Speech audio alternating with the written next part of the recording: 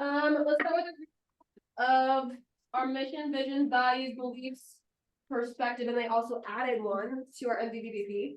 You guys already probably know, but our mission is to build careers worth having, businesses worth owning, lives worth living, experiences worth giving, and legacies worth leaving.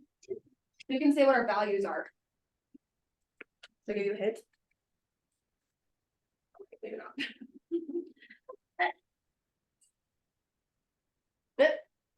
To be the real estate company of choice for agents and their customers. God, family, then business for our values, our beliefs, or this is our MVV or our Y4C2Ts. Win-win or no deal, integrity, do the right thing. Customers always come first, commitment in all things. Communication seeks first to understand. Creativity, ideas before results. Teamwork, together everyone achieves more. Trust starts with honesty. Equity, opportunities for all, and success results through people. I like to pause here on our Y4C2Ts, and I'd love for you guys to share an experience that you've had personally that has encompassed one of these values that we have. Hi, how are you? Anybody have an example of like a win-win that they had in like one of their contracts where they made it a win for their buyers and their sellers, writing up the offer, getting a deal under contract? For example, anything that you did to make sure that like if your client was upset about something, how did you make it right? I appreciate you. Yep. See ya. Success. We closed someone that did the buyer, and then the next day after they closed, and actually we got them under. Stop it, really? Yeah. Girl, guys, congrats. You're like, I'm offering the hard buyers. Yeah,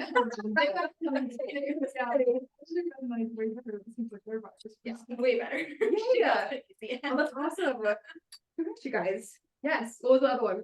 The second one, or was that both of them together? Like results through people, like they felt like our buyers felt like our team represented them enough to like immediately turn around and reverse one, and then like Ashley was like, got it. I love it. Oh, congrats. You guys are amazing. Anybody else have another one you want to share?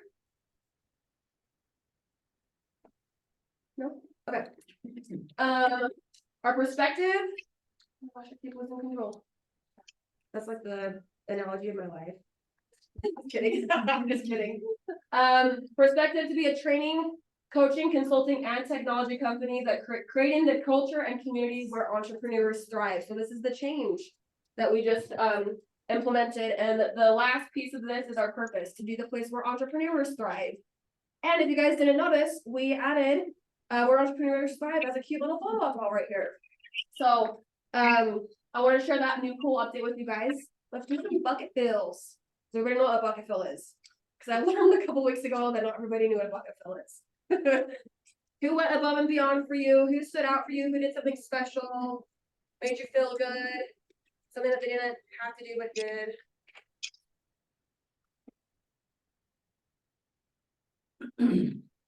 I'll fill Jen Simpson's bucket. We met with her last week, and she brought me and Russie these cute little just like motivational note cards with like a nice little handwritten thank you or just card to say how much she loves us, and that just made me feel so special. And it's in my passenger seat in my car this morning, and I saw it, and I was just like, I'm so blessed to be around such like thoughtful, incredible people that care about each other. And that was one that made me smile this morning. So I want to fill Jen's bucket. Yeah, I was actually going to take Jen here because she's my coach. For 75 Thrive. And I've been like so incredible. Sorry. Now I was ready to just take me off this like message list. I'm not getting any points. I can't do anything. Like I can't even bed right now. She's like, this talks to me for a while, and she's like, "Did you go to a meeting?" I'm like, "Yeah." She's like, "How many contacts do you have?" I'm like, "Well, as many." And she's like, "Yeah, numbers. We got time. It's fine. Like, we got this. I'll help you. Like, don't worry about it." And I was like, okay. I'm just really sick right now, and I get emotional. So I'm like one of those people who, like, when you're sick, like your emotions just go. Okay, well, I mean, I think sometimes we take our health for granted until we get sick, you know, and it does, you know, mess with you psychologically, so I'm happy to hear. Are you feeling better now? A little bit? Dan gave you a little bit of sunshine to make you feel better. I'm glad you're here. I'm some medication, I started. Oh, good. Good. Okay, let's do one more bucket go. John Janky. I actually have, it's a two-part, so sorry that it's not just one. I'm gonna give kudos to Nicole. She went out of town. She had a super cool trip that she went on. And you know, you got a great employee if you're like, where's Nicole, where's Nicole, where's Nicole? Like, we're constantly looking for her because we need her, right? So that's kudos to her for being back. Thank you. And then, Thank you for coming by. yeah. The other part, well, you know you're missed if you really need them a lot when you're gone, right? And then the other part is Chris. We love Chris, and he stepped up and he helped fill some of those shoes, even though her shoes are a little smaller than his. He tried to handle it as best he could, so kudos to him for that. Hey, Chris. He's at a doctor's appointment right now. Let me look at him. I was She was- in his office. Oh, he's here now? Oh, he was able to get early. Nicole went on one of my bucket list trips. She went to the Northern Lights in Alaska last week. Oh, no. I put a picture on Facebook, so you guys know. If you wanna be jealous, then go look. And it was negative 50 degrees when she was there. Semantics. That's so beautiful. But she got to go on the Iditarod tour. She went sledding with the dogs. Like, how cool was that? Yeah, I'm glad that you were able to go. Okay, happy birthday to all of our Katie birthday babies. Who do we have in here? Katie, it's your birthday this month? And Kaylee Miller, Allison Tomei, I think she's here right now. Sheriff Corney. But you can take a little snapshot, wish all these guys a happy birthday. I love birthdays. I don't like my birthday, but I like everybody else's birthday. Here we have our work anniversaries. Freaking Travis Larson has been here for 7 years. Alex, 5-year anniversary, baby, big 5. We got a lot of 1-year timers. Francis, Jackie, James, Sydney Seller. We're gonna have a lot of 1-years coming up because we hired over 90 people this year. Lots of good stuff going. And then our newcomers for last month, we have Angelica Osler, Beth Belinsky, and Larry Phil. I don't think any of them are here. But Ben's here. Ben just joined us. You guys, last week he transferred from another brokerage. So say hello, Ben. Make sure you welcome him. Say hello, introduce yourself. We're super excited to have him. And did you beat Marcus in a fight? No, but you just took a nice little punch from him. He's a teammate. But yeah, he can walk on him, so go shake his hand. Just kidding. Okay, we have a few announcements that we want to go over, and then we'll have our amazing Russie come up. But we would like to invite Ken to come up and talk about our cultural icon. Well, okay, not Ken. Chef, John. You have it. That's it. Okay, bring him up. Okay. So you guys all know this piece. Is that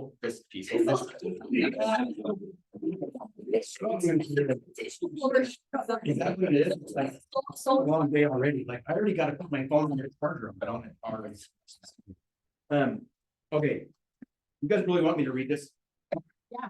It's long and everyone hates to read in public, right? So don't judge. Long and thoughtful. Kaylee is a true beacon of leadership within our KW Success office. Kaylee not only embodies the core values of Keller Williams on a daily basis, she elevates it with her unique approach to leading by example. Her unwavering commitment to leading with love sets her apart, fostering a business that thrives on positivity, transparency, and collaboration. Kaylee is not just a top producer within our office. She is a true visionary who passionately dedicates herself to personal growth and development and is always seeking ways to enhance her own skills while uplifting those around her. Kaylee finds strength in vulnerability, openly sharing both triumphs and challenges from her personal and professional journey, thereby creating a culture of authenticity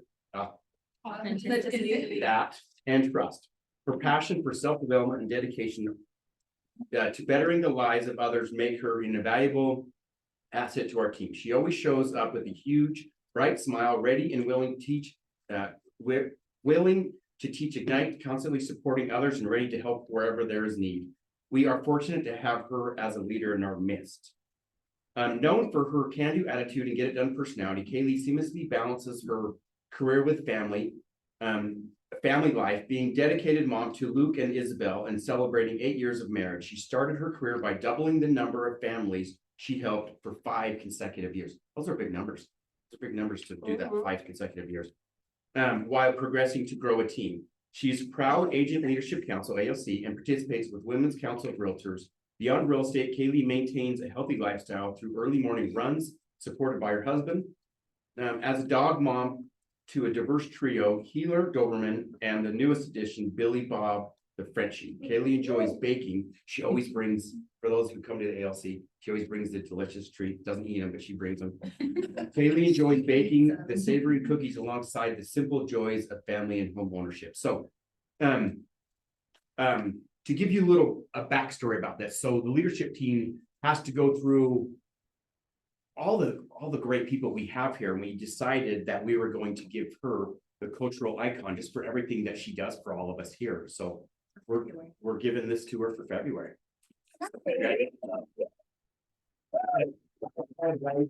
My reading skills are inadequate. I'm only used to reading kid stories. I think that's not books for failure, but all the negative talk before you.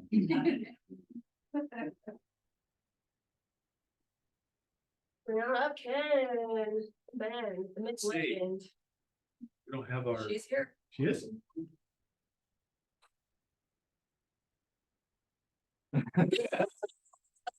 Classic. Jessica Roots. Please come forward. Our Gary Keller production award goes to Jessica Oots. Jessica has been licensed for the past 4 years and has been so impressive to watch in the amount of dynamic growth that she continues to accomplish year over year. Each year she has improved her business by staggering amounts, and this past year is no different. Despite entering a shifting market, she increased her income by a staggering 151%. Yeah. For that, Jessica is a true testament of having all that it takes mentally and staying focused on things that matter. Jessica Jessica has always held a standard of providing great customer service for her clients, and it shows. Jessica has a hilarious sense of humor and is always brightening up everyone's day. Jessica when she's not working in real estate, she is serving others as a member of KW Success Agent Leadership Council as the chairperson for KW Cares Culture and serves her church and community. She lives the Keller Williams value system of God, family, and business, and has a son serving a mission for the Church of Jesus Christ of Latter-day Saints. In her spare time, she enjoys being with her family and her adorable golden doodle. They're awesome. I just got one, by the way. She has a green thumb and a money thumb too, and enjoys plants and gardening. We're so incredibly proud to be in business with you.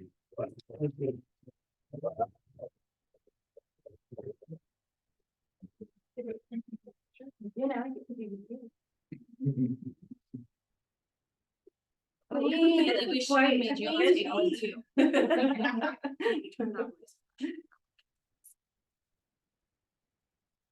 Wow. Got it. We can go back, you know. We can go back a slide. Let's just take 1 second. Do it. Sean Jakey, bring it up, back on up. You gotta hand it back to me so I can.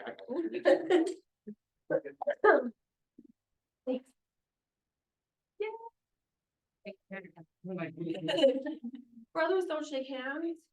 Brothers gotta hug. You guys, we're so proud of you guys, and we just think it's so important. Like, it's so easy to get caught up in our businesses and what we're doing and what we're not doing and whatever. Like, it's so important just to take time to just acknowledge like the hard work that you guys have been doing and how much we seriously appreciate every single one of you. So want to make you just know how loved you are, and we're so proud.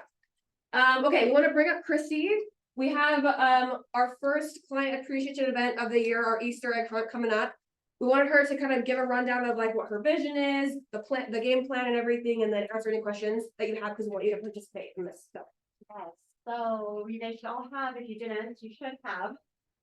Search for event Easter egg hunt in your inboxes. You should have all of the marketing material thanks to Alex. You both provided everything. Here's the summary, you guys. So if you didn't already start your smart plan, so if you didn't start on February 1st, you can change the date and restart it, but that's been set up for you. So the 13th, we're gonna do a pre-planning meeting. So one thing we talked about with our vision for this year with events is we really want to help you guys not only participate with events, but get close business from these events. And that's something that I've been able to accomplish within my business. And we want to share that so that you guys can come out in your businesses. It's really, inexpensive to opt into our ops event. And so, the return on that investment, if you get even one meal it comes down. So we're going to do a pre-planning meeting. We are looking for, we have some people sign up to be on our committee. We still want as many of you that would like to participate this year to be on our committee because we want you guys helping us fund these events. We've historically had things in the past of what we've done, but doesn't mean that's what we have to do again. So this is our collaborative effort. So come out to the pre-planning meeting. We are going to do egg stuffing on the 15th and the 22nd. And are we having people take eggs home again this year? If they can't make it, come to the eggs or can't come to the egg stuffing party, please take eggs home. Yeah, and that's on the 25th. Yes. Yeah, if you're not making it party, yeah.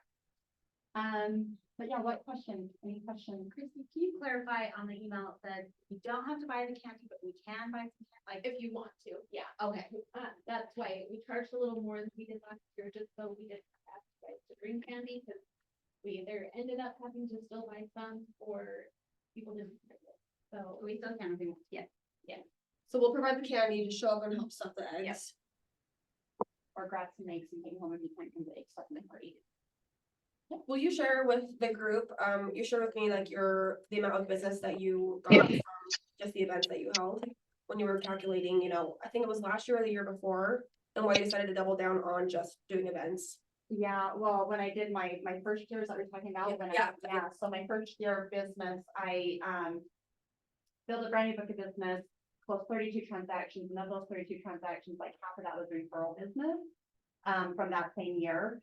And so I decided to get really intentional, made a game plan of what I was going to do that next year and the following years, and went from my first year back in business, a 50% referral to 95 to 98%, now 98% referral-based business. And we do 7 events a year, sometimes 8, depends on the year, but we're very high focused on, like, I don't buy leads on those. I know we do our Facebook ads, but we don't, our budget goes in back to our people. We pay our people. So, that's what I help you guys do. That's how I can help you guys increase your close business. How I increase my close business. Thank you. Chrissy's vision for this year, she's gonna be providing like all the marketing prior to the event. I mean, they've already done it with Alex, so guys, thank you so much, seriously. And she's also gonna be sharing like her scripts and processes to inviting to the event and what that looks like, and then also the follow-up and what those conversations look like after the event. And so I would 1000% take advantage of this, you guys. Like the fact that it's so inexpensive to have an awesome event like this. I mean, I think this is our most like look forward to event every year. Like it's massive. And whether you have people that show up or not, great, but the fact that you're making the contact and you're having the contact with them, this is the value that you can provide to your clients. This is creating that stickiness in your relationship. And if you only have 5 people show up to an event, it's okay, they don't know, because it's your event that you're holding, right? So you're gonna have an event of 1,000 people and you're still gonna look like a total rock star. So definitely plug into this. And please RSVP to Alex, she's kind of helping with all this. Here's her email address. Okay, 75 Thrive. Sean, Ken, do you guys want to do a quick update on 75 Thrive? Sure. Okay, and then while they're coming up, I want to make a point out that on Thursday, we have their AI session of leverage AI to convert more sales. So this will serving as a follow-up class to the team meeting that we did a couple weeks ago about AI, leveraging that in your business. I would definitely plug in that, because that's going to be kind of like the AI 2.0 on how to actually like implement in your business to automate all of your conversions. Yeah, who's been attending the class? Aren't those amazing? Very good classes, especially that last one. And this one coming up on AI is gonna be amazing as well. I mean, that's kind of where things are headed, right? As resistant as we want to it. I mean, I'm an old man, so it's hard for me to even text message. So the AI thing is especially difficult for me, and I'm really excited to learn more about it, because we need to embrace it. It's where the future is. I actually had more 75 Thrive conversations this past week than I had the weeks combined. So I think a little bit of a butt chewing last week helped a little bit, I guess, right? Because people are like now jumping in and more involved with it. Who has questions on what they should be doing and when they should be doing it? Who doesn't dare ask a question? Okay, so Justin and Ben. Okay, so this is not just to you guys, it's to the whole room, but thank you for being vulnerable and raising your hand. So 75 Thrive, you go to the classes, you log your points, you have to log them on the spreadsheet, or sorry, it's a little form you fill out, but it ends up on a spreadsheet by Friday at 3, right? And you get your points by doing the different things, listing appointments held, buyer, seller under contract, closings. I would do it that way too. Yeah. Any market center attended class in person. So guess what? Even though this isn't really a class, you get points for this one, right? So you're getting points just from being here today. Take a listing, 75 Thrive session, which those are at Thursdays at noon, which those are the ones Ken was just referring to. And they've been, for the most part, they've been awesome. So, and then they're only getting better. And then we have our office lead gen day. So it's not just coming, it's participating. So that's coming up. What was the date of that one? Let me tell you. I was gonna say it's in the 20, I don't remember what it is. Someone will pull it up real quick. And then you become a member of the 201 Plus Club. Who's got questions on how to become a member of that? Probably just Ben. So Ben, we'll talk to you about that, but ultimately it is if you have 200 or more people in your database that is set on a smart plan. Someone asked me what a smart plan is. What's a smart plan? So who knows, who can describe what a smart plan is? Automatic touches to your clients. Why do we want to do that? Automation, make your business better. You have your MREA right there? Oh, so don't quote me on the page. I think it's page 183. It talk about your METs and haven't METs. Does everyone know what numbers you need for your METs and haven't METs? 1,920 of your METs. If you contact them 36 times a year, you're going to get how much business? Do you know what? That is the exact number to make you $1 million. Do you guys know that? It's a little cheat code. It's in the book if you haven't read it. How many of your not METs do you have to have? Twice as many. Nope. It's like 65. Someone throw it out there. No. It's only like 16,200 or something. Only. Well, think about it. Think about it. They're in your haven't mets until you've met them, and now they're that. So when you're in the business, you should have, right? You're starting with this bigger one and you're moving it over to here, and that one gets smaller. That's why we want you to be in the 201 plus club. And the 12-to-2 conversion ratio that Shirley's talking about is saying for every 12 people that you have in your Met database that you're marketing to, every 12 people that you're marketing to, you'll net 2 items of business in return. So out of those 12 people, you'll either do business with one of those 12 people, or one of those 12 people will refer you out to another person. So if you can start to expect to see that 12-to-2 conversion ratio off of only just running a 36 touch on your SOI, which is what we're telling you to do, I mean, that's guaranteed business just sent right over to you, right? I mean, it's proven and it's tried. Proven over and over and over. And you'll start to see those conversion rates once you're in the 201 plus club, when you have 200 people in your database and they're on the 36 touch smart plan. That's when you'll see that. So that's the method of the madness behind it.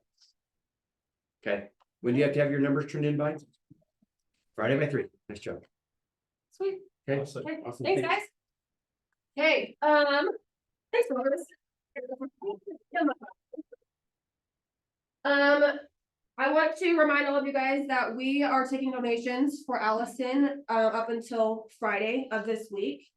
The reason why we're not going to say no moving forward, right? But we want to provide her with our donation check on Valentine's Day.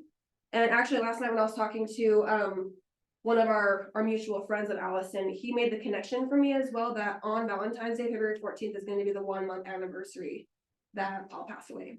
So, that's kind of giving me the chills thinking about it, and so we wanna definitely make her feel special on that day.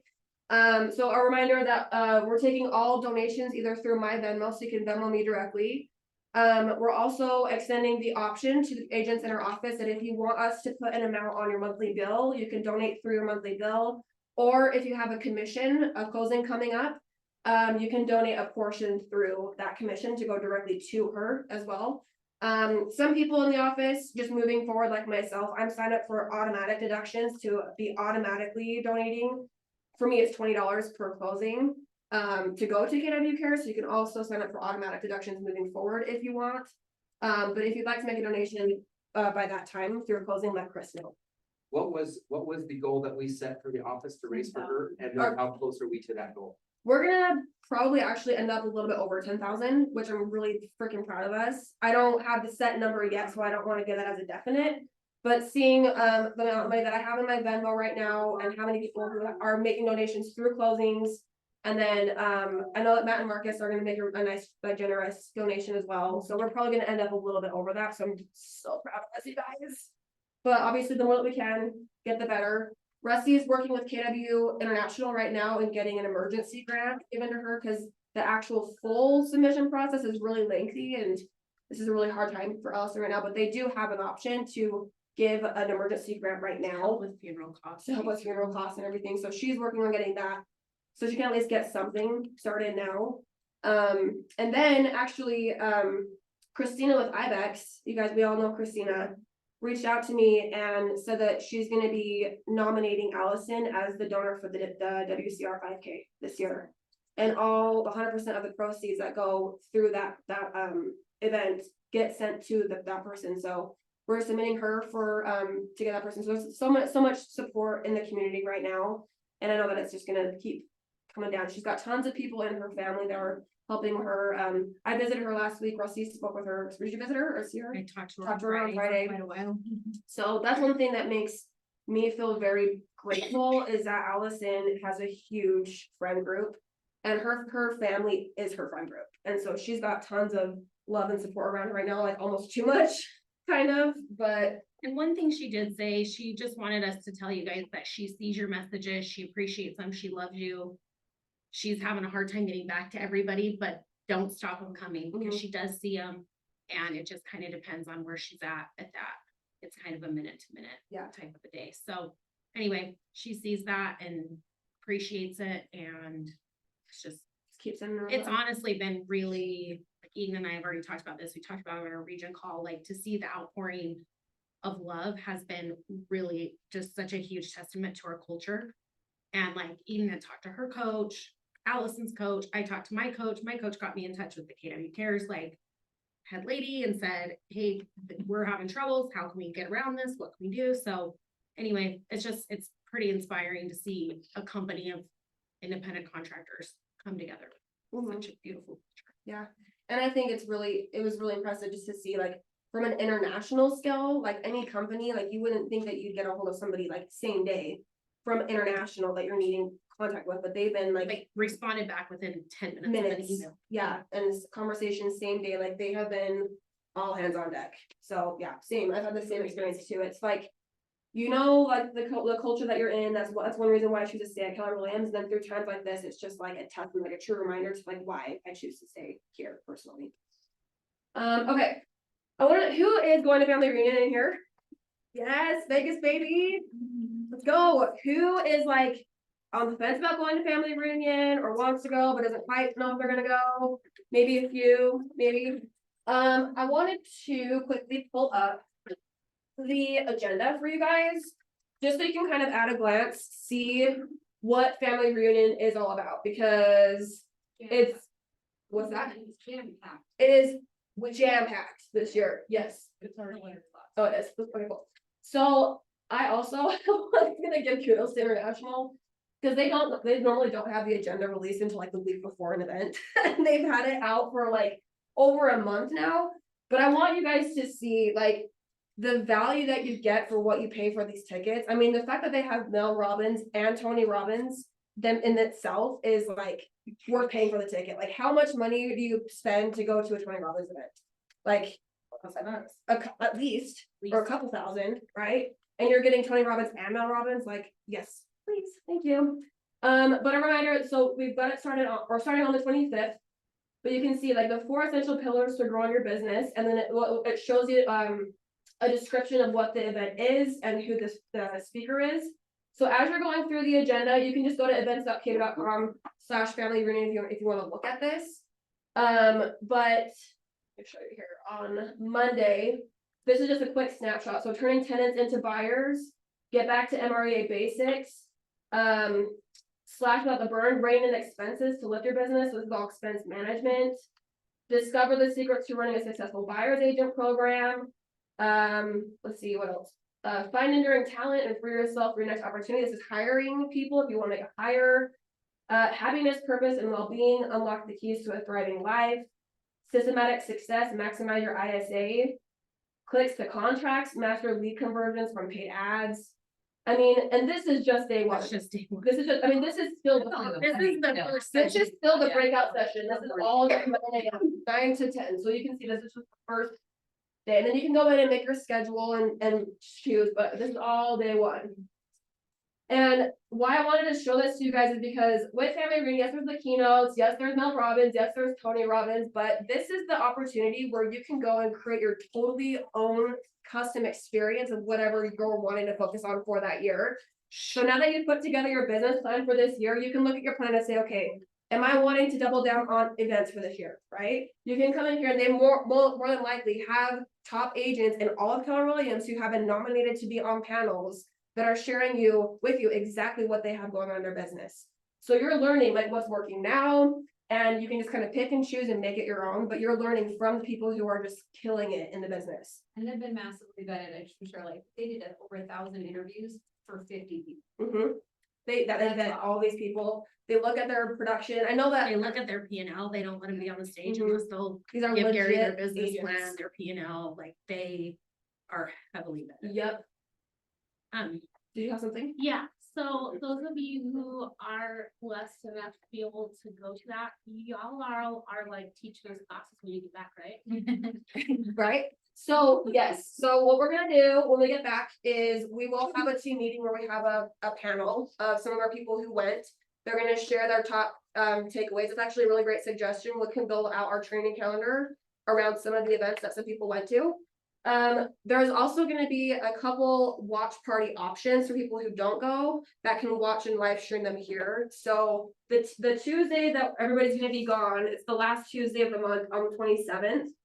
Instead of doing a team meeting at 11:30, we're actually gonna do a watch party where we're gonna live stream the vision speech that Gary Keller does. So he's gonna go over the market, kind of what's going on in the industry as a whole, what to expect for this year. This is the big speech that Gary does. So we're gonna live stream that here in the training room from 9 to 10:30. It's here on your guys' schedule. If you're not gonna be here in the training room for it, they're gonna live stream it on Connect, on KW Connect. So you can go there too. There's also going to be, I didn't put it in the slide deck here, but there's going to be 5 to 6 additional classes that are going to be live streamed, and we have to pay for those. So we're looking to see the cost and if we want to do that when the dates are. So there will be a few things that you can tap into if you're here locally not attending. So good question. Were you going to say something, Russie? I was just gonna say that if you still are thinking about going, there are some Facebook pages out there that are like KW Family Reunion Facebook pages that have had some discounted tickets. I will warn you in advance, you have to be very diligent about watching them, and then please, please, please do not do anything as far as a transfer goes without talking to Chris or their MCA at the market center they're at. There are some serious scams going around where people are pretending to be KW agents. They'll even pull KW agent names and then have you Venmo them. So please just coordinate through the office if you're going to buy any off-market tickets, because the price is $1,000 now. Still massive value for everything that's going to be there. And then don't forget to register for the regional awards on Tuesday. Yep.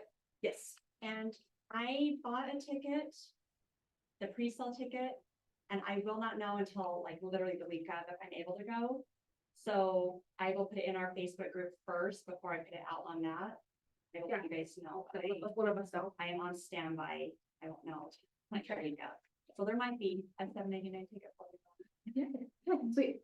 Yes, ma'am. And I have a room to transfer, which is awesome because it's at the Luxor. That's the one I purchased, because that's the one that has the monorail that goes, or whatever you call it, that goes directly to the Mandalay Bay. And I was able to get to the Mandalay Bay. It's Oh, sweet. really awesome because it's like not wicked expensive, but not wicked cheap, but then it's literally like connected, so you get there. The next best option besides Mandalay Bay. Sherry, how much did you pay for it and what are your dates? $98.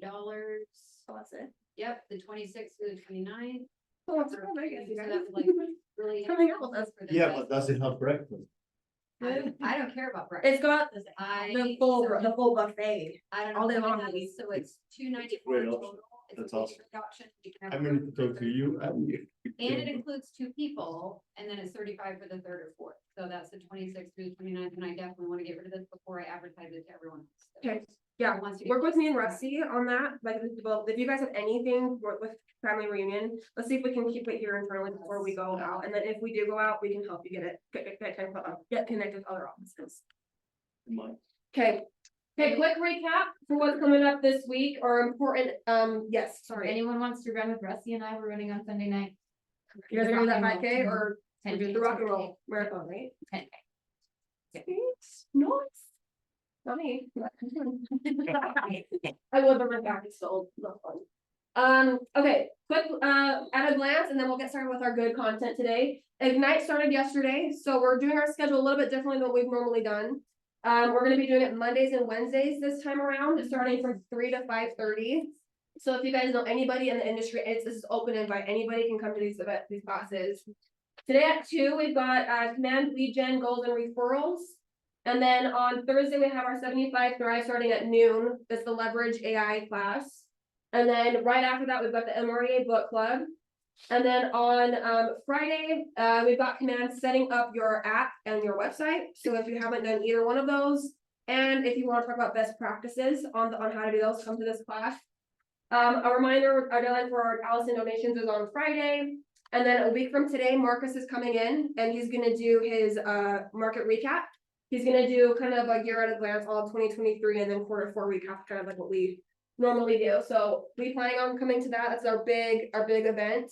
And then on the 20th, everybody who is going to family reunion, the 20th at 10, right before team meeting, we're gonna be doing a know before you go meeting, like kind of best practices for family reunion, what to expect, navigating the agenda, downloading the app, what events we have coming up, is kind of a good game plan put together, so everybody has a plan before we leave. So, okay. Any questions? Okay, we'll take over, Russie. Russie's coming up, she's gonna go over bulletproofing your transaction, baby. Let's see.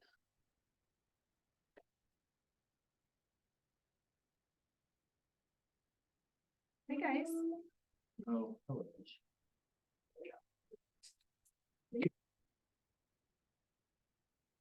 Okay, so.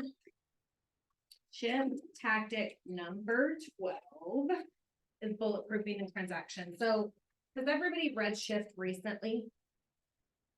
So if you haven't, and if you don't have a copy of it and you want a digital copy, I can give you a digital copy of it.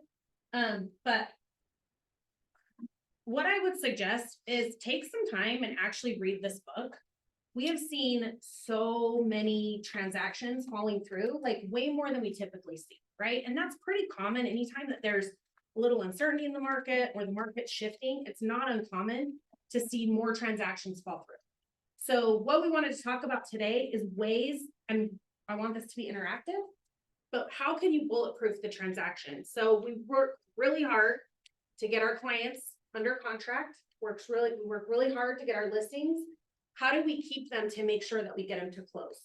So you must look at look ahead at every transaction and question all the steps in the transaction.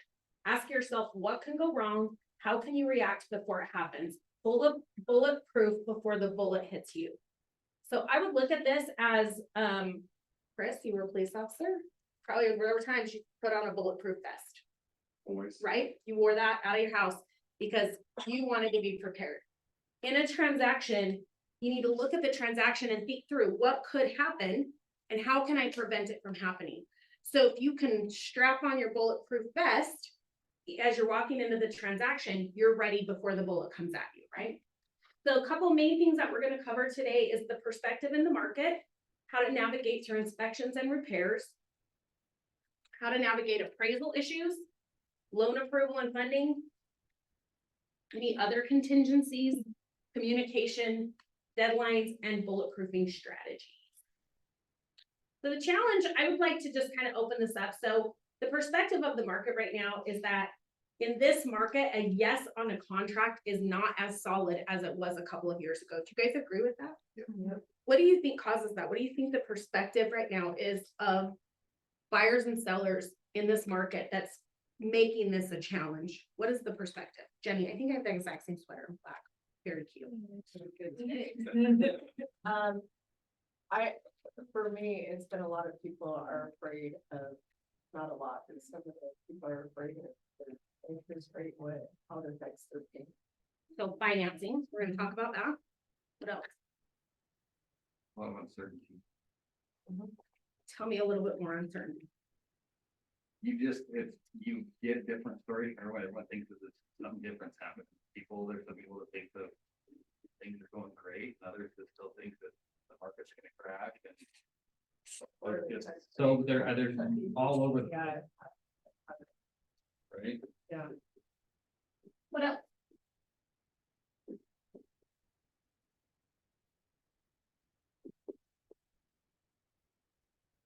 Uncertainty. I'm just gonna say like mixed stories, right? Yeah. I think this is a big part right now with making the transactions a little bit more vulnerable, the mixed stories that you hear. Right? You talk to some people, volatility of interest rate. Those have been my only, concerns as far as buyers and sellers go. Can't spell that. I think too, because we do have more inventory in days on market or as buyers feel that if something doesn't pan out for a home that they have their payments are a lot more now than they were. So they're being very selective with what they are spending their money on. And they're more apt to cancel a contract if something doesn't pan out on inspections or whatever during their due diligence, because they know they could probably go claim. They know that there's more to choose from, and they don't mark it up, and then they'll even get it for less money. They get perceived value. Yeah, perceived value is the big one. I think that is something that is this underlying current that a lot of people aren't talking about. And yet, when you look at the inventory numbers, we still are very low in inventory in Utah, right? But is that the messaging, when we talk about mixed messaging, is that the messaging that's being shared? Is that that there's just so much inventory. There's so many homes on the market, things are sitting, depending, right? So again, it's just this mixed messaging. It's interesting when you talk to people and they want everybody, what's the first thing anybody asks you when they find out you're literally like, how's the market? Wait, How do many you of need you- like food? Okay, broke, do you need some food? Am I broke? No, like, how's the market? Are you Oh, broke? how smart, yeah, that's just what they ask you. They assume the market's terrible, right? So they're like, Justin, do you need food? I got it. Is your son okay? Like, does he need Yeah, food? so, yeah, sorry, I got it now. So people ask you what the market is, and how many of you just do a standard, the market's great, or it's, or it's whatever, right? Like, what is your answer? It depends on the market. Like, what market are we talking about? There's micro markets. Depends on who you're throughout. working with. Depends on who you're working with. It depends on who you're having a conversation with. It depends on the price of the home. It depends on the area. There's a lot of different factors that go into the market when we talk about mixed signals. So yeah, I think this is very much. It's hormonal right now. What? Yeah, this market. So I have one in Brigham. We've gotten like 6 or 7 showings, and then definitely 18 offers on a right listing. Yeah, it really is depending on, there's so many different factors that go into it. So really, I think this is a good overview of what the perspective of the market is. I think that's just some uncertainty in the market, right? So people are a little bit unclear, and that becomes a challenge, right? Anytime there's uncertainty or it's a specific way, it becomes a challenge. So our solution we gotta be aware of the most common problems. Right? If we know what they are, what can we do to be prepared in advance for them? We have to have good solutions and scripts, guys. And I know you hate the word scripts, so we can call it conversations, we can call it whatever you want. You have to know how to have conversations with people. You can't assume that you're just gonna be able to coast by because somebody goes under contract, right? So you have to have good solutions. You have to avoid problems by addressing common concerns before they arise. So if you're thinking, we talked earlier about thinking of the problems in advance. So if you're thinking of those problems, if you know, here's the most common, here's a list of the most common questions that I'm getting right now from buyers. Does your strategy session with your buyers look different when you're approaching it with a proactive and you're addressing those concerns in advance? Same thing on the seller side, right? I've had a lot of conversations with people lately, and they're calling me and they're worried about a home that's sitting on the market. And when I pull it up, it's sitting on the market and it's been on the market for 20 months. They're having some activity and they're doing some things. And my question is always, have you studied the market? What is the average days on the market in that area, in that price point? Because you may actually be ahead of where you think that the market is, but knee-jerk reactions on a listing agent side, we're seeing massive price drops that probably didn't need to happen. Way more concessions than probably need to happen because you're not studying the market. That's your job, right? So being proactive and avoiding the problems by addressing the common concerns before they arise. If I know that Kaylee's listing a home and I'm talking to her and we're having a conversation, and I know she's listing a home in a neighborhood that the average days on market based on that price point, based on the area, and based on just the inventory that we already have, if I can tell her in advance, hey, one thing that you need to expect, Kaylee, I know the market was moving a lot quicker when your neighbor sold, because she's going to have a neighbor that sold. And one thing that I just want to make you prepared for is the average days on market in this neighborhood are 60 days or 75 days or whatever it is. Now we can manipulate how long that's going to actually be on the market based on pricing, based on some other factors, right? But she's got to walk into this knowing that that's what she should expect. Does that avoid a problem down the road when 45 days in, 50 days in, you're having a conversation and your seller is just thinking to themselves, what are you even doing? Everybody else is selling so fast. Well, if you've had that conversation in advance, it's easy to continue the conversation, right? Hey, do you remember when we talked about the fact the house was probably going to be on the market for about this length of time? We're right in there. We're still having consistent showings. This is the feedback we're getting. We've done everything we can do based on that. Now we just, at this point, we know that we're probably going to be on the market about another 3 days, right? That's how the conversation goes. So by having those conversations in advance makes a huge difference. If you can avoid the problem before it even happens, man, you just saved yourself and everybody else so much heartache, right? And then maintain good and frequent communication with all parties. I personally think right now, this is our #1 problem in this industry. Communication. I think there are parties on either side who are not working towards a win-win. They're either not communicating with their client or they're not communicating with the other side. Brokers, how often do you have a problem come across your phone or desk that could have been solved if someone would have just picked up a phone and communicated early, as soon as they knew a problem arose? Well, all of it, because ultimately they could be solved if there was good communication. It's usually one person has a different interpretation of something than the other. Not on the same page. Well, the other part of that is that the agent lets their emotions get involved in the transaction. And then the wheels fall off. We're hired to be an independent third party. And being an independent third party, means you leave your emotions out of it. As hard as that may be, because as we work with people, we begin to like them and love them, and we care for them. Especially if it's a family member, that's really, really hard. But that's what they pay us for, is for that rational third position. On page 244 of Shift, it says, educate your clients, tell your buyers or sellers what to expect. It keeps the drama out of the deal. Your job, I said this, you guys have heard me say it if you've been in my classes before, your job is not to run around like a chicken with your head chopped off and meet your buyer emotion or your seller emotion for emotion. That is not your job to meet their emotions. Your job is to facilitate the transaction in a calm, reasonable, communicative way. And if you can't do that and you need to push pause, and maybe you don't return that call for an hour because your emotions are too high to do it right now, that is your job. So that's a big thing. I think communication is huge. Jenny, you had a comment? Yeah, I was just gonna say, I've always, thought of treating myself as a buffer for my clients, so. You know, to soften the blow if there might be one, that you need to make sure you communicate clearly with your clients. And tell them everything, but you can definitely make it come across a little less abrasive. For sure. Your job is to be the buffer, so you've got to just really remove some emotions, but be really empathetic as you go through it. Absolutely. Have you guys ever worked with an agent on the other side that was highly emotional, No, hard to work with? Yeah. Abrasive, flat out rude? Is your job to then go tell your client how terrible the other agent is? Does that solve anything? I mean, quite frankly, I think this is happening a lot.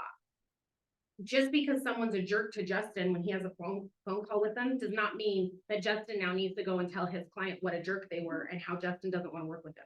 He can make it look like an accident. He could. Call me just. Fabian, you should never have gone back home. You just really like up to something. I love it. But anyway, that's the solution, right? If that's the perspective, then the solution is communication. So we're gonna walk through the 5 most common problem areas. Buyer's remorse. Does anyone have buyers having buyer's remorse? I think this goes along a little bit like with what Christy said. They go under contract on something. Anybody ever had somebody with buyer's remorse? That happens, right? Buyer's remorse, inspections and repairs, appraisals, loan condition, funding, and communication. These are the 5 most common problem areas. For buyer's remorse, talk about this one a little bit more. So buyer's remorse, proactive prevention. So outcome framing. What do you want to achieve? Do you have less buyer's remorse when you have a really good upfront conversation with your buyer and they know and understand the process? When you understand what your buyer needs, it creates a better solution, right? Better situation. So outcome framing, like what do you want to achieve? What does this process, what do you want it to look like? What should it look like? And then remember, your job as the professional, if you're showing them a little roadmap on what it's going to look like to homeownership. If you guys missed Jen's 75 Thrive video, by the way, that was amazing. We can send you a recording of it. But her roadmap was great. I used something kind of similar that looks a little bit like mine's like a wheel, but you know where the bumps in the road are going to be from the roadmap, right? So having conversations up front and explaining to them, just setting that framework for what it's going to look like and how do we get to where we need to go to achieve it. Set expectations. What do we realistically need to consider? So what are some of the expectations that would be good to set on a buyer side right now to have proactive prevention against buyer's remorse? Jen? The inspection is not a repair list. It's help you go through it, find out, you know, what things are you okay with the house having, this no house is perfect. Also look for things that are detrimental or expensive. And you can always negotiate those out with it. I think with inspection, communication, the way I communicate an inspection is we're going to do an inspection so that you're walking into your new investment with your eyes wide open. That's the only thing we're doing an inspection for. We're not trying to give them a punch list of honeydews that didn't get done last year. We're giving them eyes wide open. And if there are things like Jenny said that are going to be beyond their budget or something that a safety concern, something like those lines, then we may be able to negotiate something different, or they can move on to another property if they had to. I think when we think about setting expectations of what do we realistically need to consider, if buyer's remorse becomes a problem and they have a mindset that there's so many homes on the market, I think there's some steps that we can take in advance of that and having the conversation of, hey, once we go under contract, we're not looking at homes anymore. So don't send me anything else because we're not looking at them. We've made a commitment to this buyer, to this seller, and we're going to go, that's the home, that's the only home we're going to see from the time we go under contract. stop their hot sheets, stop their safe searches. You're adding just fuel to the fire if they're looking around and thinking there's so much inventory. And you're encouraging them to continue looking, then that's a good expectation we could set, right? If buyer's remorse is a continuous problem. Sherry? Having an extremely strong pre-approval, so they're really clear on their cash to close and their PITI and what their payment is actually like. And when their payments are gonna start, so they have a really clear comfort with their payment associated to that house. Yeah. Before they go under contract. Before they go under contract. This was something we saw a lot. I think it was more common when people were paying over appraised value. Because when they hear over appraised value, they didn't realize that was gonna take away from like their cash deposit down, right? Cause they still need the 20% or whatever their loan terms were, but now they had to have an additional $5 grand or 10 grand or 100 grand or whatever they felt like paying, giving away their firstborn child, whatever it was. So you're absolutely right, having those really clear conversations. What does your cash to close look like? Not all lenders are created equal. We're gonna talk about that in another one, but that is a good conversation. What are your closing costs? If you're only figuring a 5% down payment and you're not figuring in any closing costs, your buyer's gonna have to have more money, or you're gonna have to get them to pay, seller to pay for some closing costs. Sherry? And just because they're approved for it, doesn't mean they're gonna be comfortable with that payment. So again, that's just setting expectations before you even start shopping. I will not let people start looking for what they're approved for. I'm like, your homework while they're doing that calculation is to figure out in your budget, where are you gonna be comfortably in your budget, still leaving room for emergencies, kid stuff, like vehicle stuff, like, can't just go and start doing shop. Love that. Be prepared with alternatives. So what will we do if? So this is where I think this bulletproofing for proactive prevention on a buyer side is have alternatives. So what will we do if, I had this conversation last night, what will we do if the seller says they're not gonna fix this issue that we're really concerned about?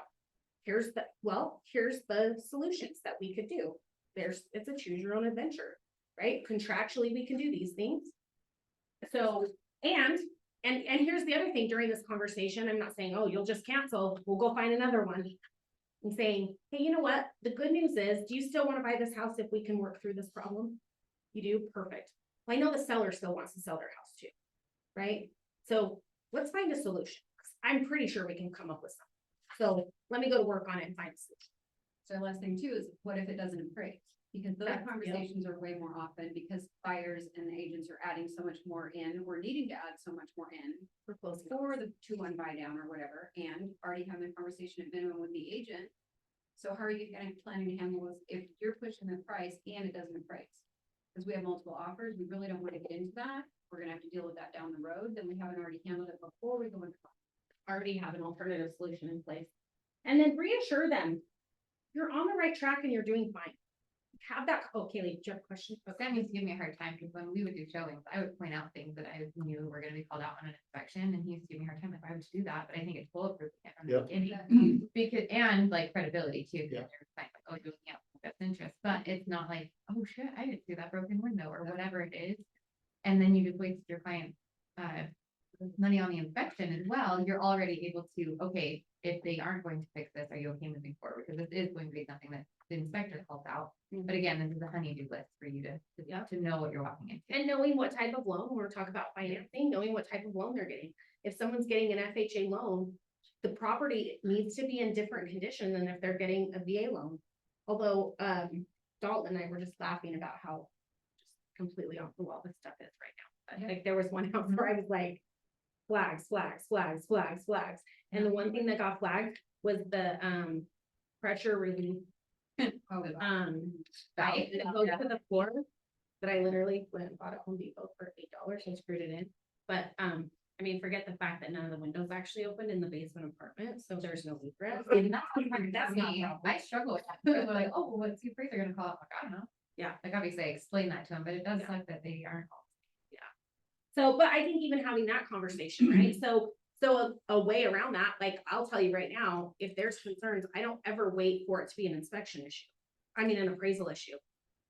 The windows in that house, by the way, that didn't open, we got negotiated to replace the windows, but if we had waited, I would have been buying windows, most likely, right? Because I thought for sure they were gonna get called out. I had that conversation with the agent. And so it made it easier for me to be able to negotiate that because I'm looking at it saying, he's getting an FHA loan. These windows have to be able to open. They're like literally screwed shut. They're not even a fixed, it's a fixed window. So we're gonna have to do something about this. It's gonna be called out in the appraisal regardless, and it was. And to make sure that that's in your FHA or VA addendum on required repairs, that you've got enough money that the seller agreed to up to someone. Yeah. And again, but that's only if it's appraisal required, versus right? So work it out during the inspection period. That's being proactive, right? And then just keeping them reassured, we're on track, we're doing fine, you're not gonna hear anything. One of the things that Jen talked about with the buy side is let them know when there's periods of time they're not gonna hear anything for a minute. Hey, just so you know, at this point, we're waiting on your lender for these things. You're likely not gonna hear anything. No news is good news. You'll hear something from me here. This is your next step. That doesn't need to be done till this day, right? Like giving them reassurance that you're on track and everything's going great. This is just saying some of the things that trigger it is the news reports. Make them absolutely sure they made the worst decision of their life. Is there news reports of conflicting information on what kind of a market today that we're in, right? So knowing that you're knowing what they're there, knowing what the motivation is and being able to have those conversations. Friends who tell them that they're nuts for buying a home right now, I don't know that I hear this one as much other than the fact of interest rates are so high, the market's gonna crash right? So this is just you being the expert. And then well-meaning family members who say you paid that much for your house. Anytime this comes up, I ask when the last time that person bought a house. Because grandma is probably really shocked that the house is going for this because she did this. I actually have a house right now that she had her original deed. And it was $9,300 Wow. for her mortgage deed. And it's like on a big cool piece of paper. So we're gonna print it for her. Anyway. If grandma hasn't bought a house for a long time, the last time she bought a house was $9,300 and the house is now $450. That's a pretty big deal, right? So knowing your audience and just setting. When I had a huge issue with that, I always offered you CMA on that house that they bought, because they have no idea what the hell. Yeah, absolutely. You just have to constantly resell the buyers on their decision. I don't like this term that much. In fact, I thought I had this slide at one point, but you have to resell the buyer. You don't have to resell them, but I think you have to continue having a conversation with them. Reassuring is a better word than resell. Jenny, did you have a comment? Yeah, I would, for me, when I've had clients are just unsure about moving forward, I try to dig more, ask them questions. You know, why did they change their mind? To see if it's something they can solve, because at the end of the day, you always have to be on their side. Always, they have to feel that. So if they are just not feeling at peace about that house in particular, just keep digging and see if it's just that house. Or what the problem is exactly. What the problem is. And again, this goes back to sometimes it's like, I know we have deadlines, but if there's not deadlines involved, sometimes it's best to like take a pause. Let them think about it for a little bit. Give them some things to think about and say, you know what, I'm not going to send over the cancellation tonight. I want you to think about these things. When we first talked, here were the things that were important to you. I want you to think about them and we're going to reconnect in the morning. If in the morning you still feel the same way about this house, then I'll send it over. But for now, I want to just pause for a minute. I want you to think about this stuff and then we'll come back to this. Sean. So a lot of their anxiety comes from not knowing what's next. And I always share this with them. I say, you know what, it's pretty common in our industry that people have what we call buyer's remorse. And if you don't have it yet, there's a chance you will have it.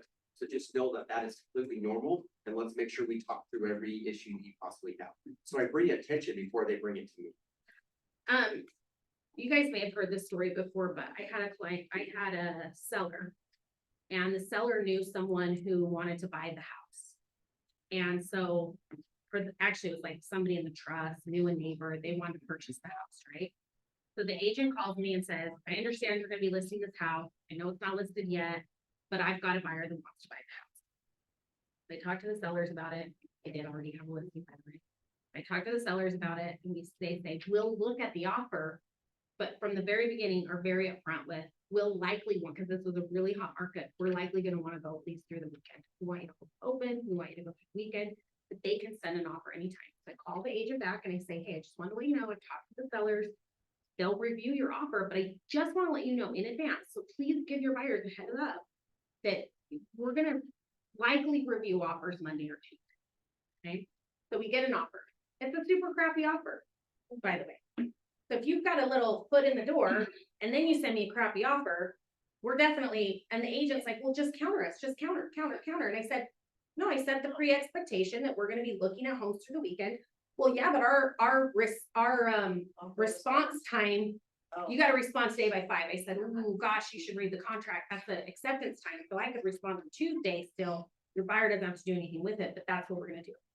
So have a good conversation. The next day, the agent calls me and says, we're rejecting, we're withdrawing our offer. I'm like, okay, great, no problem. What happened, by the way?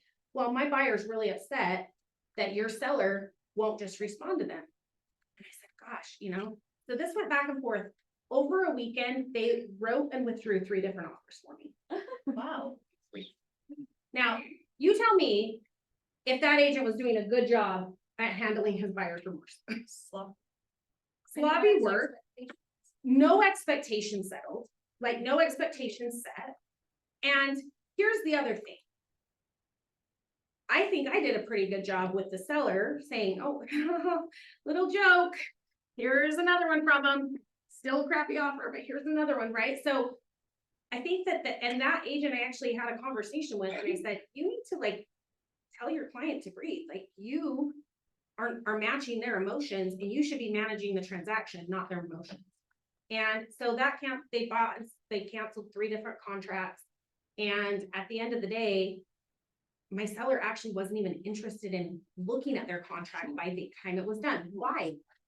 Because my seller's looking at it and saying, if 3 times over a weekend, they can't decide if they want to purchase this house, what's going to happen when grandma's house that was built in 1929 has some little problems?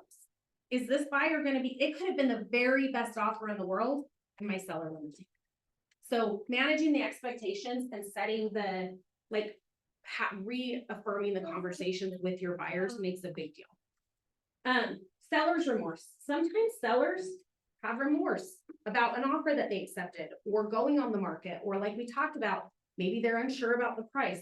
So doing CMAs, this is one thing that as the market, days on market has grown, does anybody do another CMA as the property's on the market a little? Yes. Right? So this was something that used to be a common practice of mine. Was every Friday I would send a quick shot. I called it the quick shot CMA. And it was literally what happened in the last 7 days since you last saw the things on the market, what happened in the last 7 days in your area, in your price point. And it was just a super quick little email of, hey, I still feel like we're on track with pricing. Here's the most recent activity in your market this week. I still think we're on the right track. Or, hey, we got to watch this one because it came on the market and it's really low. So we might actually help sell that one based on where we're priced now. Jenny, did you have a comment? With our MLS, there's a website that you can take advantage of. I think it's called List Track or Quick Track. Yeah, you can have that automatically sent to your client, tells them how many people looked at it, how many people marked it as a favorite. So if you're not getting any showings, it actually helps you have that conversation because it's emailed automatically to them. Yeah. So just the CMA, reminding them of their motivation to move and reminding them about where they're headed, right? What's their destination? And then discuss the risks of starting over. So I think this last one, discuss the risks of starting over. This is going to come up when we talk about inspection a little bit more. Again, coming out of a market where it was kind of like, well, whatever, we don't care, let the buyer cancel because we can probably get more money out of it today. That's not the market that we're in right now. So just kind of going through the risks of starting over. If there is some repairs, is it pretty common that as you're having that conversation with your seller, hey, this buyer got an inspection, the next buyer is going to as well. By the way, we now have some knowledge about it that we've got to disclose or do some research on or do something. So having just discussing those risks of what does this look like if we were to just start completely fresh today as a seller, what is that going to look like? Again, all of this is going back to expectations and communication, right? We're just talking, we're having conversations with people, we're setting the communication. Bulletproofing strategies, early response and stay on track. So constant communication, inspecting expectations, problem solving, contract to close and tracking. But don't make any assumptions So I think the biggest thing on this one, again, we've talked a lot about communication and I'm running out of time. Talked a lot about communication. Make sure that you are inspecting their expectations. So what that means is if you're having a conversation with your buyer or your seller, it goes back to that. What do they expect? If in their head, by going on the market, they're gonna be packing and moving next week. That's not a great expectation, right? So inspecting what their expectations are and then setting the actual reality of the situation. What does this really look like? Right? If we're gonna put this house on the market today, what does this look like? This is a common pricing conversation. Chris can price his house wherever he wants to price it. It's his home. He's the one that's in charge, right? It's my job, if I'm his agent, to guide him based on his circumstances, how quickly he needs to move, what his circumstances are, to guide him to what the price probably needs to be in order to move. I can also let Chris know based on statistics, if his expectation is that he's gonna get 50 offers over asking price, because that's the last time that he heard about anything in the market, I need to set the expectation of what that's gonna look like. Who's gotten multiple offers recently on their properties? So I'm curious, because I have as well, on your multiple offers, were they drastically above asking price? Nope, nope.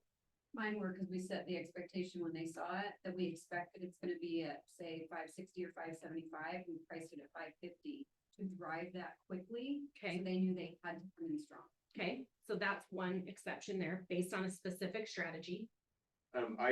So one that I recently had, I think it was the same person who wrote an offer on yours that said, oh, wait, you gotta respond by this deadline. She did that same thing to me. I'm just assuming it was. That was the guy, but Anyway, I said, no, we're not gonna review offers till Monday, and she insisted, but hers was like, well, we're at full asking price. We're paying cash, so you really have to accept it. I'm like, you have a contingent on the sale of a home in Texas. No, Exactly. we're not gonna accept your offer. I'll present your offer, but we're not gonna accept it out of the gate, because she wanted it done literally within like 4 hours. Yeah. And then, so we got other multiple offers, but when those other people were seeing it, I let them know, with the seller's permission in writing, let them know that we already had an offer on the table. This is before agents were even showing it. So they came in with other offers, and I think that was the reason why they went above list price. yeah. Only because that one. Only offer because of that didn't one. Take any, because that lady wasn't very. So I think what's more common, what I'm seeing and more of the conversations I'm having is there are multiple offers, but there are multiple offers right around where it's listed.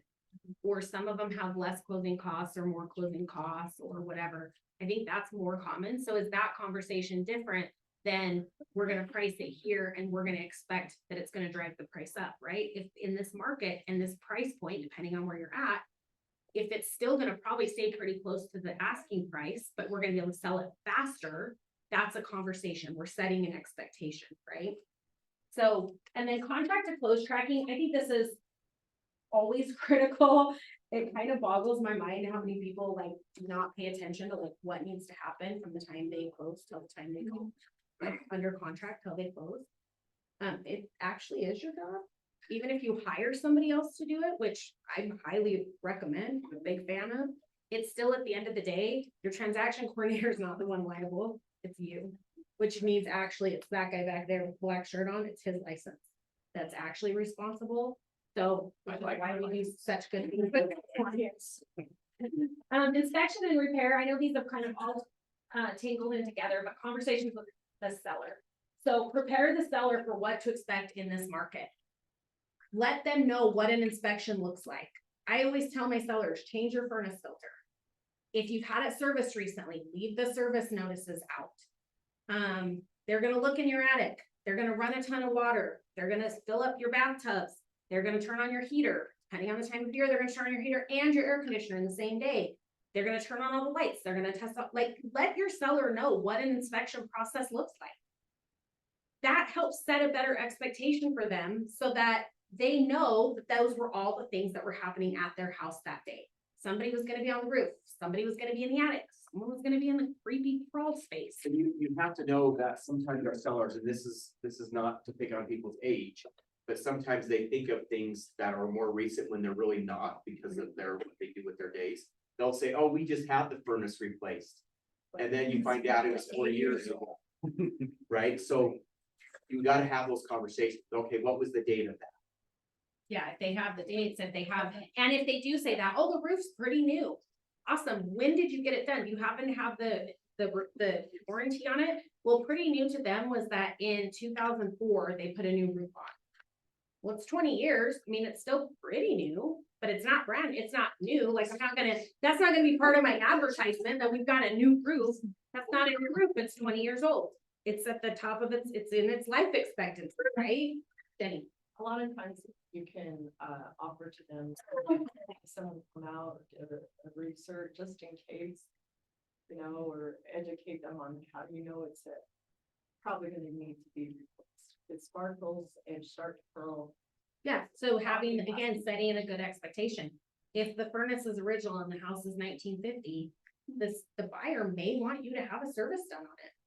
Right? If there's a t-shirt stuck in the old air return when they go there, or the little fresh air exchange or whatever, your inspector's gonna point that out. So maybe pull that pillow out of that hole that's there for a reason. Acknowledge their feelings and concerns. So your sellers, sometimes they're nervous, right? They're nervous about putting their house in the market. They're nervous about somebody coming through and looking through all their things. So acknowledge that they've got some feelings and concerns. And here's how I would acknowledge it. And guess what, Justin? The inspector's job is to find problems. Every single house has problems, even brand new construction. So they're gonna find some problems. They're gonna lift up the trunk. They're gonna kick the tires. They're gonna go all around, and we're gonna work through it. So it's nothing to be concerned about or stressed about. You've disclosed everything in the disclosures, right? Because this is a good time for maybe like, you disclosed everything in the disclosures, right? I think so. Yeah, right? Okay, because it never ever fails that they go, oh, there's proof of past water in the damage, or damage in the basement, past water in the water in the basement. And you're like, hey, seller, so there's, looks like pretty obvious damage. Oh, you know what? It does flood usually in spring. I forgot about it. Oops. Oopsie, right? So let's update the disclosures. So just acknowledge their feelings and concerns. Ask if they're willing to risk losing the buyer, because how many of your sellers come into it? It's as is. I'm selling it as is. I'm not doing one thing. Christy. Well, I think also, you know, finding out how, like, obviously you'll find out how long they've owned the home, but if it's the first time they're selling. Yep. Or it's like the third time they're selling, because they're gonna have different experiences based off. So Absolutely. helping them understand that when they bought, and it could be like, if it was the first time they bought, well, I remember I bought my home, we asked for all these things, and so understanding where they were at and Yeah. helping speak to where Meeting it is them now, where they're at. now, and where what's someone like now versus then, because they're always gonna compare history versus the knowledge they don't know. Yeah, and I had a seller recently argue with me, literally like I wasn't arguing back, but like an argument about these things weren't a problem when they bought the house. And they bought the house with the same type of loan this buyer's getting. And I'm like, I can't control what happened when you bought the home 12 years ago because I wasn't there. What I do know is that this is now a problem. And it may not be a problem for everybody. Are you willing to risk losing the buyer? Because if you are, you don't have to do any of this. These are the concerns though. And I'm sorry that when you bought your house, this wasn't flagged. So I think you're exactly right. Like, what did that experience look like and how long have they owned it? And what are they willing to do? Are they willing to risk the buyer? Some people do a pre-inspection to prevent unexpected repairs. This is up to you on this. And I think this depends on your client. It depends on the situation. I don't often do pre-inspections because of the fact that I really don't necessarily need to have an inspection list with everything on there that now either becomes a concern or a disclosure. But there have been times, you know, maybe somebody's selling a house that really doesn't know anything about it. And they really do need to do an inspection because there's some pretty major concerns that if we can get in front of them.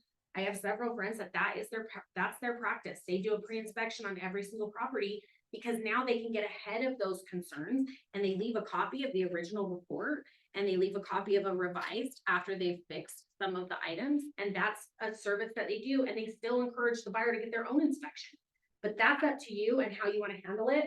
One thing I will say, and I see you and I'm going to come right back to you, but on this, you do now have to disclose things that are found in that inspection. So if there is a tub that's leaking, you can't just say, well, I fixed it. You still have to disclose it was leaking and it was fixed. Justin, did you have a comment? The only only time I really do that is like a roof inspection, if they have an issue with the roof. So like, what's gonna be the cost, what's gonna be fixed, so that my sellers can like have that in numbers. Yep. So that it's not. So something like that, like I do think, and this doesn't have to be an inspection company that does it, but I do feel like part of our job is as you're walking through the house, like I walk and I like actually will go out by I'm like, hey, let's walk in through your front door. When was the last time you walked into your front door? Probably been a minute. Most of us go in through a garage or side door or whatever. So I'm like, hey, let's walk actually as though we're a buyer walking up to the front door for the first time. Let's paint your trim. Let's get a air thing and blow off the spider webs that are out here, right? Like having those conversations in advance can kind of help with the pre-inspection. If there is something where they're like, man, I just not sure about the roof, great. You know what, let's get a roofer to come out and just look at it. So then we know already going into it, well, that this could be a potential concern. From a buyer, recommend inspectors that you trust. This is a big deal. All inspectors are not created equally. I see a thing around there. Hi. All inspectors are not created equally, so make sure you're using someone that you trust and that you can communicate with. And that you know they're gonna communicate with your buyers well, and that they're gonna be able, like, every single one of us, we have to communicate with our buyers in different ways based on meeting them where they're at. Your inspector should be able to navigate that as well. So make sure that you're recommending inspectors that you trust. Educate them about where they're at in the process and what's gonna come next. Hey, we're gonna do an inspection. You will get your inspection report, usually same day or the next day at the latest. You're gonna get that. It's gonna have everything that we talked about. We're gonna review it together. Next is this, then happens this, right? So you're giving them, and the other thing with an inspection, I tell them, the inspector's job is to find issues, safety issues. Their job is to find what is the expected life expectancy, what's the useful life left. If there are repair items, that's their job. Again, what are we getting an inspection for? We're walking into it eyes wide open. We want to walk in knowing the problems that are able to be seen through an inspection. Remind the buyers that the inspections document everything the inspectors document everything they see, so they don't have to take notes. I always tell people that at your walkthrough, you don't need to bring a notebook, you don't need to take notes. You're going to get a full report of all of these things. So you can just sit here and have a conversation with your inspector. That's what this time is for you to walk through here, and then help them focus on the big picture and important issues. So again, this goes back to buyer's remorse or having conversations with your buyers. But if you set the stage of, there's going to be a list of things, right? There's going to be a list of things because every home requires maintenance. We're going to look at those things and say, here's things I can do as my honey-do list once I move in. Here's some really big safety concerns that we probably need to address with the seller, right? Or here's our options if we find some other things. So then if your seller comes back and says, well, the report's 84 pages and I mean, it feels like they should take care of all the issues on the 84 pages. You can go, oh, hey, do you remember when we talked about this? What are your top 3 most important? Like showstoppers. Like, that's what I ask. Like, even before we get the report, I walk out the door and I say, did you see any showstoppers today? Because if there's showstoppers, we got to know right then. And guess what that's going to do? That's going to trigger me to say, oh, electrical's a showstopper. Let's get an electrician in. Not let's cancel the contract. Let's get an electrician in to find out what the electrician's gonna say. An inspector's job is to do what, Athena? Exactly. And is any inspector ever gonna say, it's gonna cost you $48 for this repair? No, they should not be. They're not gonna tell you that. They're gonna say to you, hey, guess what? You should get a licensed electrician in to take a better look at this box because they're gonna be able to take a deeper dive than we can do. Here's the things we visually see. Now you want an inspector to you want an electrician to dive deeper. Ooh, there's some concerns on the roof, showing some age, some wear. Let's get a roofer in, right? So if there's showstoppers when you walk out the door, sometimes it takes a while to line people up, right? So you need to have conversations to say, hey, you know what? I'm going to get you my electrician, and then these are the conversations that we're going to have over the next few days because we've got a deadline on our due diligence. And I want to make sure that we're doing what? We're walking into the transaction eyes wide open. Okay, because contract states it's as is condition once you close, right? So that's what that's for. Educate them where they're at in the process, what comes next, remind them that inspectors document everything they see, and then help them focus on the big picture and the important issues, because the important issues are probably not the fact that there's a little nail hole right here from where the TV used to be. This is probably not the problem. So if that's what they're fixating on, let's get to the root of the real problem. I personally attend inspections. I know everybody's on their own page with this. I would say you're gonna run your business how you see fit. I'll tell you that this is one of the ways that I do think bulletproofing helps. If you are there and you hear it, sometimes your buyers hear things different than you hear things. Buyers can be scared of water sloping towards the house when we see it in vegetation on how many inspections every single day of the week, right? So those kind of things, you can help answer their questions. One thing I am gonna say, if you're gonna attend the inspection, is are you the inspector? You're not, so what should you do? Listen. Use the old God gave you 2 ears and 1 mouth for a reason. Listen, ask questions if you feel like you need to ask more questions, but your job isn't to say, oh, you know what, that's not a big deal. You don't need to worry about that. We see this all the time. You could say, oh, this is pretty common in the age of this home. Wouldn't you agree that you see that a lot, inspector, right? Keep small issues. Know what's on their mind. Ask them if their body language is off, if they're acting funky throughout the inspection, if they're looking concerned. Have conversations. This is weird. We can almost just bulletproof our life if we would do half of this crap in our own life. Have conversations. Ask them what's going on. Provide referrals if they're needed. You want your people to think of you for every single thing home related ever. They need a plumber. I don't want them to call a plumber or look and Google it. I want them to call me and say, who's your plumber? They need an electrician. I want them to call me. They need a general contractor. I want them to call me. You want them to call you for everything. So ask them, hey, do you need some lists? I've got a list of some people that we could bring in for these issues if you need them. And then guide them through the next steps. Don't let the inspection become the reason to back out of the contract. There is almost every single problem can be solved, right? If you have somebody, I had a situation recently that it was a duplex, okay? First time home buyer, low price point duplex in Ogden. I suggested him the test. We got one. Guess what? It's positive. If he's looking to spend around $320,000 on a multi-unit, is it likely that there could potentially be that issue in any property? Right? So is that a showstopper? No, it's so fixable, guys. That's something that's easily fixed. So it's not just saying, oh my gosh, it's meth, which is kind of what the listing agent was going to do. Like, are they going to cancel? What's going on? I'm like, no, it's fixable. Guys, like, let's try to let's come up with solutions. My conversation with my buyer was, if we can get these things resolved, are you still comfortable moving forward? Well, yeah, but those are big things. I'm like, great, leave that to me. That's my job. You don't have to worry about that. If we can't get these big things resolved in a way that's great to you, I promise we're going to do it before your due diligence deadline, but let's get them resolved. Sean. So I want people to understand that, when a home inspector finds meth, right? So I think that because it's meth, it scares people, so they automatically go to the emotional part of it. You have to stay calm, because it's the same thing if an inspector says, let's get a roofer to look at it, let's get an electrician to look at it, right? So when a home inspector says, hey, we feel that, you know, our result says there's meth present. So that's where we got to get a meth remediator there to actually do the test, right? That's where it'll tell you what needs to be dealt with. So it's not a, you know, what you call a showstopper. It's not a showstopper. It's just another thing we have to navigate. Yeah, we just got to navigate through it, right? So that just goes by, I think we've already talked about all of this, but find a win-win. And again, let me talk to the other agent. I'm sure we can find a solution for this. So if I can find a solution, are you still good to move forward? Perfect. Let me work through that. Home warranties. One thing I just want to say on home warranties, I'm going to be really fast because I know I'm over time. Make sure that you know what a home warranty is and what a home warranty isn't. If these words have ever come out of your mouth, freaking stop it. You're at an inspection and they say, blah, blah, blah isn't working. And you go, oh, it's okay, we got a home warranty. And then you advise them to report a claim. I don't know if you guys have noticed, but there are way more claims being denied right now than I've ever seen before, because a lot of agents are using that type of verbiage. Don't worry about it. We've got a home inspection or a home warranty. Your home warranty conversation should be the seller's going to pay for home warranty, or we're going to pay for home warranty, or whatever. It could help offset the cost of certain repairs if it's something that's covered under your home warranty.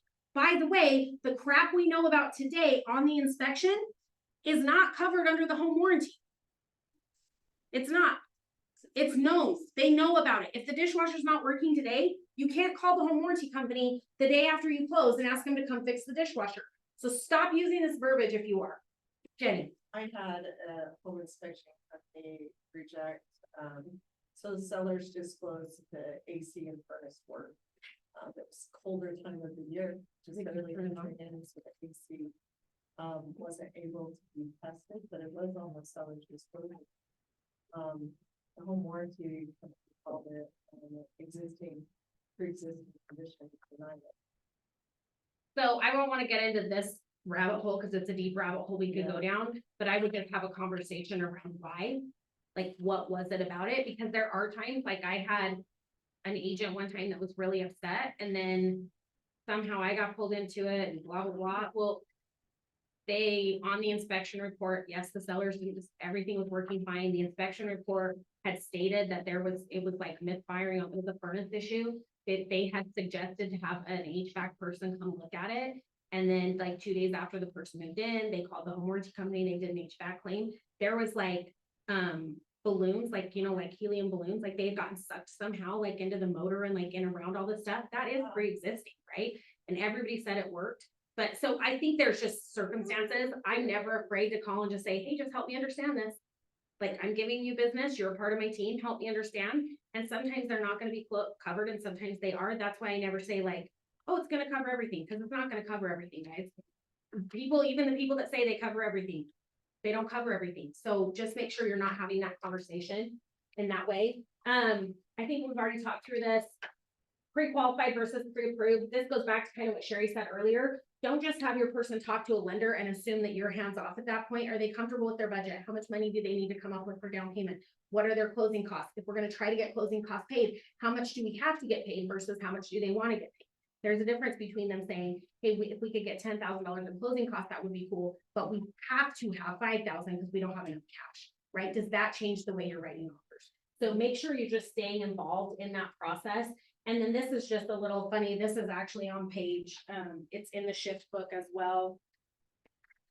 I don't remember where it is. It's just a do nots of home financing. It's on page 253. Just make sure you're having this conversation with your buyer of the things that they shouldn't do, like quit their job or buy, what did your guys buy, Ken, a new BMW?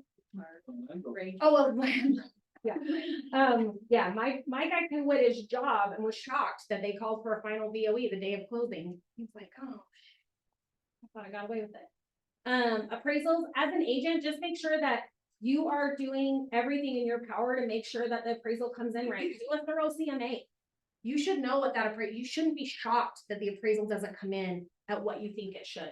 List the house at an appropriate price. Have a pre-conversation with the seller. If they are listing, let them know that these are what the comps are showing us versus what you're saying. Talk to the appraiser, share your comps. You can talk to the appraiser. This is some big, weird misconception that you can't have a conversation with the appraiser. You absolutely can. As a listing agent, have a conversation with the appraiser. You should be having conversations, right? Talk to them and share the comps, and then have an appraisal done if there's no comps. Just keep in mind, because oftentimes you'll see this in a trust. They want to have an appraisal done. Well, we got to have an appraisal. If the trust dictates that specifically, yes, then you probably do have to have an appraisal. Otherwise, you need to let them know that the appraiser is going to use the same comps you are, the same process that you're going to do.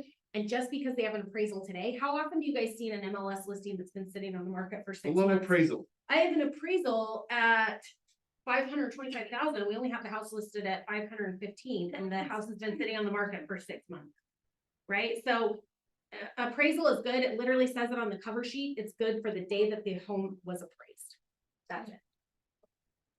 Just make sure you talk with your buyers if you are offering over of what the options are in the event that they do get a low appraisal. Again, this is a way to bulletproof it. You don't have to just automatically cancel. There's some ways to work through it. Communication, we talked about a ton, but there's other people you're communicating with beyond just your clients. Play nice in the sandbox. And then bottom line, be proactive versus reactive. Have proactive prevention and early response. So the minute that you know there could be a potential problem, and I say this in a way of when you know there could be a potential problem, early response for problem solving, it may not be an appropriate time to bring your client in to the conversation. I like to have solutions in place most of the time. I actually had a lender that I'd worked with for a long time, and I stopped working with him because I called it the sky was falling. So he, I think, had hero syndrome. So every single time any little thing would go wrong, he would call and alert my buyers, and he'd get them worked up, and it was this whole thing. And at the end of the day, he always was able to solve the problem. But there were some problems that I'm like, the buyer didn't even need to know this was an issue. Like, you could have worked that out without even having a conversation, but you just caused all this like turmoil that didn't need to be there. That just reminded me of day and age of social media. So many buyers and sellers look each other up. Like, and start communicating via messenger. So have those pre-conversations with your clients before you're meeting why they should not. Because sellers want to see who's buying their home and buyers want to do the same, and pretty soon they're like, oh, well, my agent's not, I'm just gonna message it myself. So that's coming up more and more, like. So set the expectation of the dangers and how you lose negotiating ability if they're communicating outside of the agents. And then also same thing of like, you're talking on ring, assume every house you're in it has video cameras somewhere. Just assume it's there, assume there's a nanny cam, they're looking at something. Don't say things that you wouldn't want to say right in front of that person's face in the house. Or anything that's gonna hurt your negotiation power. So I think this is the biggest, is proactive prevention and early response to bulletproof. Communicate often with all the key people, have plenty of time, spend plenty of time with your customers, handle and closely oversee contract to close, anticipate problems, take preventative action to avoid them, understand the mindset of buyers and sellers, and then look for creative solutions, and never give up. Like, I joked about this before, and I think Claudia, you and I worked on one thing. It was like, oh no, I'm the queen of like, it's dead. CPR, how long has it been dead? We can bring it back to life. There might be a little bit of brain damage, but we can bring it back. Right? So like, come up with solutions. And if you can't think of the solutions, you got a whole team of people here that are pretty freaking creative to help you. You can call Eden, you can call me, you can call Ken, you can call Blaine, you can call Sean, you can call Troy. Like, there is a whole group of people here that are really creative of helping figure out a way to hold your deal together. So phone a friend if you need help. Don't just let the deal crash and burn. Phone a friend. And it's okay for you to say to your client, hey, you know what? I haven't had this one come up before. I'm going to consult with my team at the brokerage and I'm going to get back to you. So hang tight. Don't do anything rash. We're not going to cancel anything today. Hang tight. Let me go back and work on some solutions. Okay. Is this helpful? Okay. So shift tactic number 12. It does start. It's the last tactic in the book. This is something I have gone through so many times this last year. And there's so many valid points. It's interesting that it was written in, I don't even know, 2008 or something, 2007. I think there's really valid points, even not in a shifting market, but we're very much in a market that things are just a little uncertain. And so the shift tactics will help a ton with that. Okay. Anything else? Even did we have slides? Yeah, go back to the global Chrome one on the bottom. Bottom left. Where am I? And then we'll go to the very bottom slide. Okay. Thanks.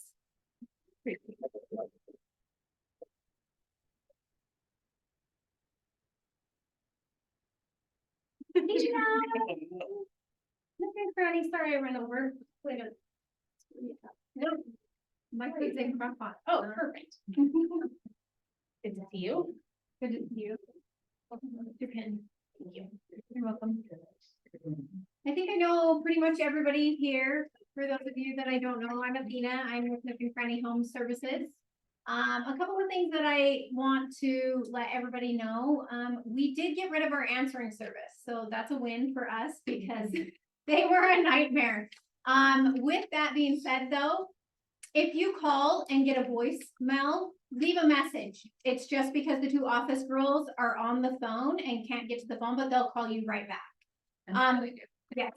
Because I've like scheduled inspections and they call back. If you don't want to leave a voicemail, the same phone number you can text. It's all internet based and they have text messaging on their screen. So you could just leave a text message and then they'll call you back as well. We have just started answering phones as well on Saturday. So now there's somebody in the office just from 8 a.m. till noon though on Saturday. So if you need something, you need to get a hold of somebody, you can still get a hold of somebody. And not have to wait the whole weekend for somebody to respond back to you. Some things that set our inspections apart is we include infrared and 360 photos in every inspection report. So that's something that most inspectors will charge additional for, and it is included in every one of our inspections. Some things that we want to remind you to remind your clients, they're paying for an inspection. they might as well open that report and make sure they go through everything in the report, because there are things that the inspector may not, put on the summary page, and so they'll wanna go through and just read every section of the report to make sure that there's something that maybe the inspector didn't know or talk to them about, and then they find on the report, and they can call and talk to the inspector and have him answer questions on it afterwards. But yeah, there's no reason to pay for an inspection if you're not gonna read the whole report and get to know everything about the home that, you're wanting to know about it. Yeah. Also, you can call our office and it'll prompt you, press 1 for inspections, 2 for plumbing, 3 for mold. We have a mold remediation specialist. He is awesome. He will come and give you free quotes and evaluations. If you think you have a mold issue, you can give him a call. He can walk you through things. As well as we have 2 certified plumbers, and you can call and get a plumber. Most cases, I mean, if they're not busy at the time, or if it's close to where they're already doing a job, they can stop by right after. If not, the next morning, next afternoon, but within 24 hours, they can be out to the property. If it's an emergency, I guarantee they'll be out the same day. Does anybody have any questions? I'm sure the milk guy is awesome. Yes, our He Jeffrey will do is whatever he can to get out there when he can, and he's honest with your clients too. He'll tell you, absolutely, like, yeah, he's not gonna you charge you for this something much that if they you don't want, need. But this is what I would do, and you can handle it yourself, like. Yeah, he super gives easy, good you recommendations and he nerds out on mold, like he finds mold interesting. So if you haven't taken his class, when he teaches mold, he does a great job. We do have a plumbing class coming up here at the KW office. I think it's April, maybe May, something like that. But we have a new plumbing class. It's Plumbing 101 for real estate agents. And it's taught by Troy, the owner, and he goes through the ins and outs of plumbing, from the differences in hot water heaters to pressure jetting or sewer scoping and sewer line replacement. So yeah, make sure that you guys sign up for that class and come in, so. And by the way, our Jeffrey, that's his real name. It's not like, oh, you So- are. So I always thought that, it was like, oh, that's our Jeffrey that you'll call. And I was like, I don't know who your Jeffrey is. Like, I thought it was like our Jeffrey, and I was Yeah. like, And he doesn't like to go by Richard, he doesn't like to go by Jeffrey, he goes by Jeffrey, our Jeffrey. So, yeah, kind of weird, but. Yeah, he's cool. But there's food out there, it's fresh beef, grass raised, from Troy's family up in Idaho. So there's tacos, so you can either make a salad or make a taco or whatever you want, but yeah.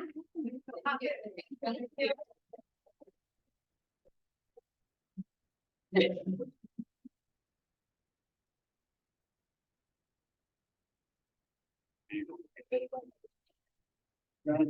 you. You just want.